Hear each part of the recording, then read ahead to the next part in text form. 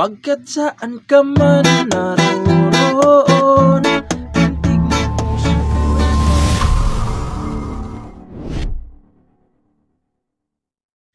Hello mga ka-idol. So ngayon meron na naman akong ituturo sa inyong kanta, no? So itong kanta na to is naturo ko na dati, strumming version yon.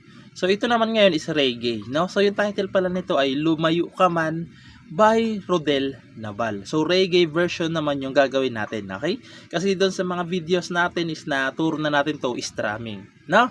So dito muna tayo sa kanyang strumming pattern. So yung strumming pattern natin is ganito lang. Yung lagi lang natin itinuturo, no? So bass, na isasama nyo lang yung string para may tunog lang, ganun. Okay? Tapos strum, pababa. Tapos sa string, strum ulit pababa. Okay? So kada chords, 2 times yung gagawin yung reggae na yan. Okay? Kada chords. So sample, ganito siya kada chords. No? So ganito siya. Isa pa. Okay, so ganun siya, tapos lilipat na, no? So ulitin ko, kada chords ganito lang. Lipat, isa pa. Tsaka nalilipat. Okay, so malinaw yung reggae pattern natin dyan, no? So kung gusto nyong palitan yan, so palitan nyo na lang, basta babagay lang doon sa kanyang tugtog. Okay, so ngayon proceed na tayo dito sa kanyang verse 1. So dito pala mga ka-idol, no? So may iba yung verse 2 nya, yung verse 2 na chords iba, no? So kaya ko verse 1 tsaka verse 2 kasi hindi sila nagpapareho ng chords, no? So yung verse 1 nya is yung chords diyan is E minor.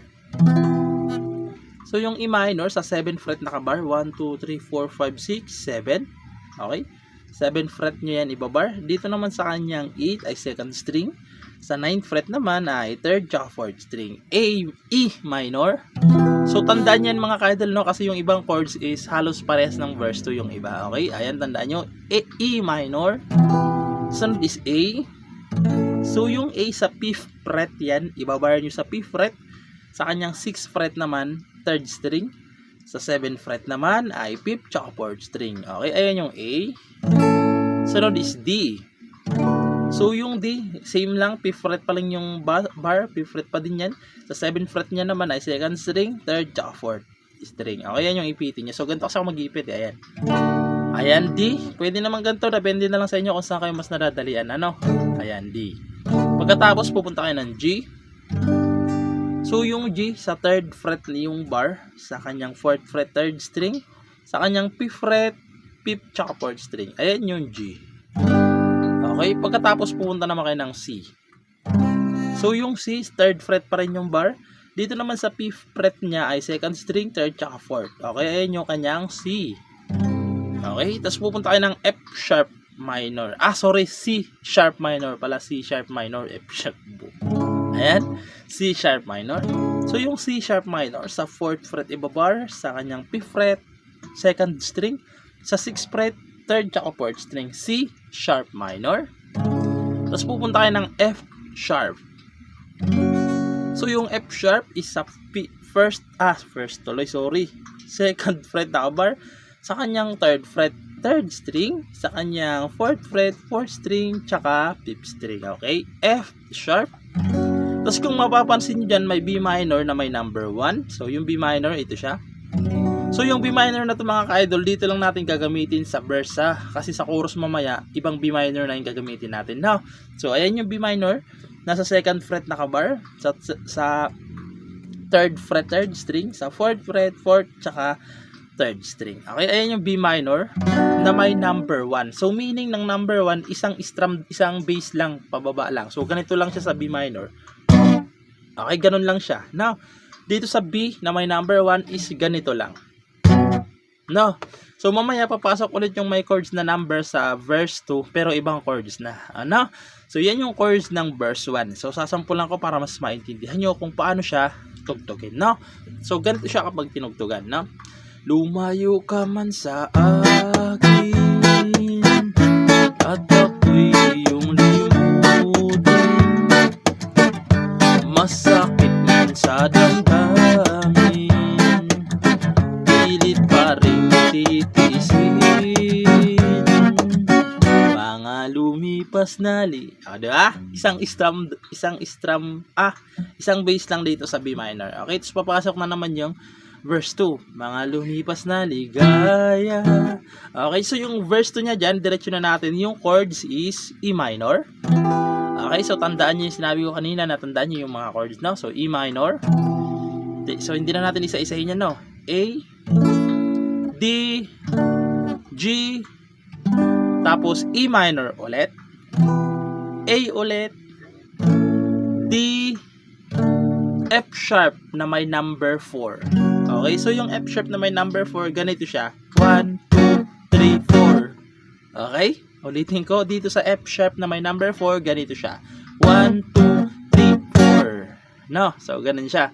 So, kakantahan na lang natin tong verse 2 kasi halos same lang sila ng chords pero nagkakapalit-palit ng pwesto kaya hiniwalay-hiwalay ko para hindi kayo malito sa pagtugtog, no? So, ganito siya kapag kinantahan. Mga lumipas na ligaya, ang kahapong may pag-asa, mga pangarap na walang hanggan, ay naglaho paglisan mo. Mahal ko 1, 2, 3, 4. Okay? Pagkat saan ka man. Ganon siya. Now, so dito sa F sharp, ganon. 1, 2, 3, 4. Pagkat saan ka man. Pero papasok naman yung kanyang chorus. Okay? So ngayon, proceed na tayo sa kanyang chorus. So yung chorus na chords mga ka-idol, no, kung makikita nyo, parang marami lang siya. Pero halos kaparehas lang yan ng mga verse. So nagkapalit-palit lang sila ng pwesto, kaya nagmukha lang silang marami, no? So tulad na sinabi ko kanina, yung B minor is hindi narito, no? So dito ko nakukunin. Okay? So dito na natin kasi mamaya mas malapit yung E minor. So ito naman yung chords ng chorus. Okay? Sabihin ko na lang kasi halos lahat to naturo naman na natin. So E minor sa chorus, A, D, tapos dyan na papasok yung B minor. So dito na natin kukunin yung B minor. So pwede rin naman dito, no? Pero mas okay yung tunog nandito. Ayan. So yung B minor dito sa chorus is dito siya sa 7th fret. Ayan. 1, 2, 3, 4, 5, 6, 7. 7th fret yung nakabar. Sa 8th fret ay third string. Sa 4th tuloy. Dito naman sa kanyang 9th fret ay 5th tsaka 4th string pala. Yan. Yan yung kanyang B minor. Okay? Ay, sorry. Mga ka-idol. Yung B minor niya pala 7th fret. Tapos dito kaagad sa 9th fret 5th tsaka 4th string lang. Okay? Ganito lang siya. Okay? Ayan. Sa 9th fret 5th tsaka 4th string lang. Wala na tong 8. Okay? Ayan. Nalito lang ako. Ayan. Okay, B minor. Tapos pupunta naman kayo ng E minor. Okay, di ba maliit lang siya. E minor, tapos F sharp. Tapos B minor ulit. Tapos isa pang B minor. Okay? Dinalawa kayong B minor para hindi na kayong malito ng pag-reggae niya. Okay? Yung pagkatapos niyan, yung sa baba na chords naman. So binaba ko yan kasi nagkaiba-iba nga sila ng posisyon ng chords. So pagkatapos niyan, babalik lang kayo ng E minor. A, F sharp, okay, F sharp, B minor, E minor, F sharp, tapos G, tapos E minor. Okay, so ganun siya.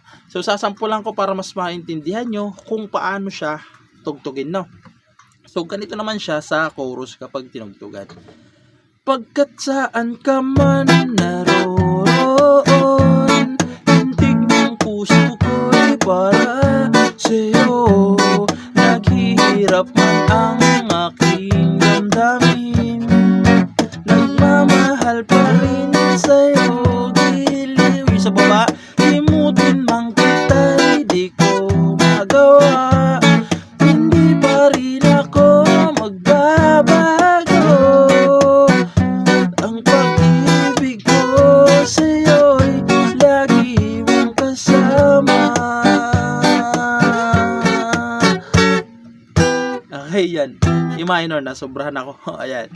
Pagkatapos yan, babalik ulit kayo sa mga verse. Okay, babalik ulit kayo sa mga verse niya. Mga lumipas na ligaya, So, babalik ulit kayo. Verse 2 yung babalikan nyo pagkatapos ng chorus. Okay? Verse 2. No? So, kasi magkaiba yung chords ng verse 1 tsaka verse 2. Sa verse 2 kayo babalik. Okay? So, yun lang naman. Sana naintindihan nyo at nagustuhan nyo. At sa mga gustong mag-request dyan, comment na kayo sa baba at para magawa natin ng tutorial. Yun lang. Good luck sa bago yung matututunan.